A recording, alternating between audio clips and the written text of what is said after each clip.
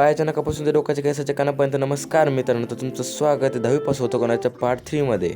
तर नाही का सकाळी सकाळी उठून निघालो शाळेकडे. मग डायरेक्ट वर्गात बसलो. मग लक्षात आलं की शाळेची प्रतिज्ञा चालू होणार होती. मग आम्हाला खाली ग्राउंडवरती जावं लागलं असतं. मग नाही का आमच्या डोक्यात जरा डेंजर विचार आला. मग आम्ही डायरेक्ट वर्ग झाडायचा चालू केला, म्हणजे आम्हाला खाली जायचं टेन्शनच नाही. एकतर आम्ही 10वीला आहे, आता आम्हाला अभ्यास करायला पाहिजे, पण आम्ही आता अशी चाळी करतो तरी आम्हाला लाज वाटली पाहिजे. पण ती पण कशी वाटणार, आम्ही माणूस निर्लज्ज आहे नाही का. जेव्हापासून झाडू मारत होता तेव्हापासून मी याचा व्हिडिओ रेकॉर्ड करत होतो, पण जसं हिने मोबाईल बघितला तसं इनडायरेक्ट अटॅक केला.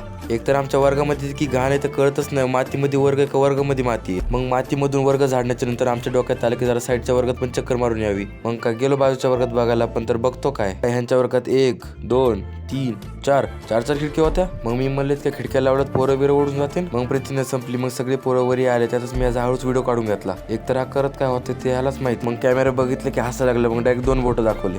मग मी याचा पण हळूच व्हिडिओ काढून घेतला. मग काय थोड्या वेळाने आमची अशी अडी चाळी सुरू झाली ना, नुसता पुढच्याला चपकायचा. एकतर मागं बसल्या बसल्या पुढच्याला हाणलेत की मजा येते ना, जी माझ्या कुठंच येत नाही. आमच्या ते अडचणी अशी चालू असते. भेटूया पुढच्या व्लॉगमध्ये.